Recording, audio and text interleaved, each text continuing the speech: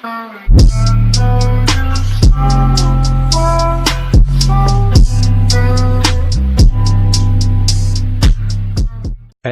May 17, 2018 12:20 p.m. Eastern Daylight Saving Time May 17, 2018 12:18 p.m. Eastern Daylight Saving Time NFL players are never safe from injury, even off the field during the off-season, and culprits range from spiders to McDonald's bags. Use left to right buttons to navigate. Swipe left to right to navigate. NFL players, like all humans, are never safe from injury. Even off the field during the off-season, they're susceptible to culprits ranging from spiders to McDonald's bags. Coaches dread such incidents, and contracts ban certain activities in an attempt to keep players out of harm's way, attempt being the key word. Here are several outlandish, some comical, off-season episodes in recent memory. Getty Images. In June of 2002, Jaguars punter Chris Hansen, his wife and teammate kicker Jarrett Holmes were severely burnt when a fondue pot overturned on the floor of Hansen's Jacksonville home. Hansen suffered first and second-degree burns on both hands and his right ankle. "It happened so fast," Hansen told the Florida Times-Union. "We were moving the fondue pot when it slipped onto the tile floor at my house, then my wife fell into it. I know it doesn't sound like much, but it's been quite an ordeal. We're just now getting her home." Hansen's wife, Casey, suffered second and third-degree burns that required attention from the burn unit at Shands Hospital in Gainesville.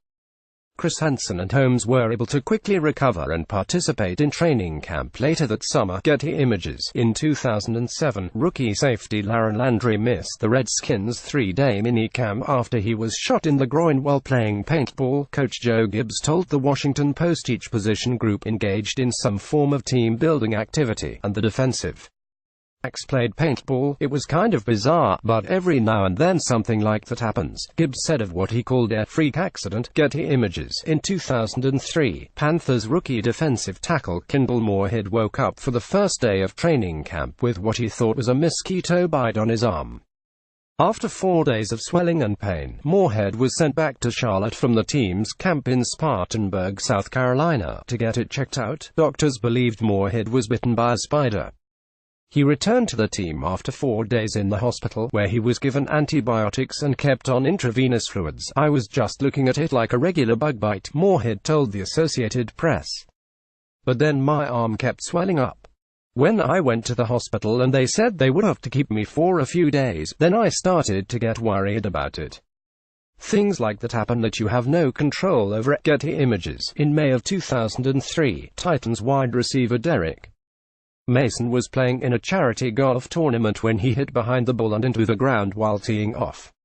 He told the Tennessean that his hand started to swell immediately, and he knew he had done something wrong. He just didn't know what. An X-ray revealed a fractured bone, and Mason was forced to miss about a month of football. "I've been telling people I was rescuing my dog or something and I slipped and fell," Mason said after the accident. "I could see getting hurt in other sports, but not that one. Hey, things happen. It was just bad luck." Getty Images. In March of 2008, then Broncos receiver Brandon Marshall severed an artery, a vein and a nerve in his right forearm. "Thanks to a misplaced McDonald's bag, we woke up early in the morning, probably 7 o'clock, to go jet skiing," Marshall told the Denver Post. "There were probably 10 of us family members, maybe more. We got to horse playing and I slipped on a McDonald's bag. I went hand first into an entertainment system and, in trying to bridge myself, I went through the TV. The injuries required surgery and sidelined Marshall for most of the off-season." App photo. In June of 2010, Panthers receiver Steve Smith broke his arm playing football. Flag football. At a local YMCA, they were messing around. The ball went over his head and he slipped. Smith's agent, Derek Fox, told ESPN he put his arm out to brace himself. When he did, he felt a sharp pain. He went in Sunday afternoon to have an X-ray and it showed a break. Smith had surgery to have a small plate and screws inserted in his arm, but he returned to full health in time for the regular season. Getty Images. Bills quarterback Kevin Kolb's 2013 knee injury occurred during training camp, but it was technically off the field. Kolb, at the time battling rookie E.J. Manuel for Buffalo's starting job, slipped on a wet rubber mat in a tunnel while switching fields between drills. Kolb avoided serious injury and returned to practice a few days later, but he did end up second on the depth chart for the season. Getty Images. There's a good chance Caleb Sturgis was the first player picked for the Dolphins' 2015 post-OTA kickball game. Because, you know, he's a kicker. But he didn't last long. Miami's kicker sustained a quadriceps injury to his non-kicking left leg during the team-building activity organized by an unknown person of authority, likely a coach or trainer. Sturgis was expected to miss minicamp but recover in time for the regular season. Getty Images. Jason Pierre-Paul's 4th of July celebration in 2015 took a turn for the worst when a fireworks accident led to the defensive end having his finger amputated. He also suffered a broken thumb. The loss of his right index finger was not career-ending. But the accident was a good reminder of the dangers of the holiday, which comes during NFL players' free time between minicamp and training camp. Getty Images. Darren McFadden was entering his second season with the Cowboys when he broke his elbow, an injury that was expected to sideline the running back for at least a couple months. Dallas running backs coach told reporters that McFadden fell on his elbow while trying to catch his phone and keep it from hitting the floor. That was the initial story, at least. McFadden a couple weeks later said he had slipped on wet concrete and fell on his elbow. The phone just happened to be in his hand.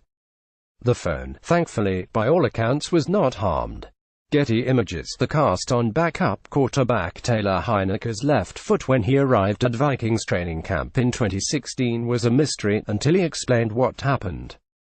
Turns out he injured himself breaking into a house. His own house. I was locked out of my house after a late-night movie, Heinicke told reporters. I came back and there's no one home, and I'm trying to nudge the door a little. It was one of those double doors. Thought it just needed a little nudge. Me and my buddy were getting it going a little, but when I put my foot to the door, my foot kind of slipped and it went through a window. It was just kind of a freak accident. The freak accident reportedly resulted in a severed tendon. He was expected to miss up to 3 months. Getty Images. Cowboys linebacker Damian Wilson, as the team opened training camp in 2016, placed on the non-football injury list. He apparently was hit in the eye with a paintball, which, like the other paintball-related injury on this list, sounds incredibly painful. He was expected to miss most of training camp.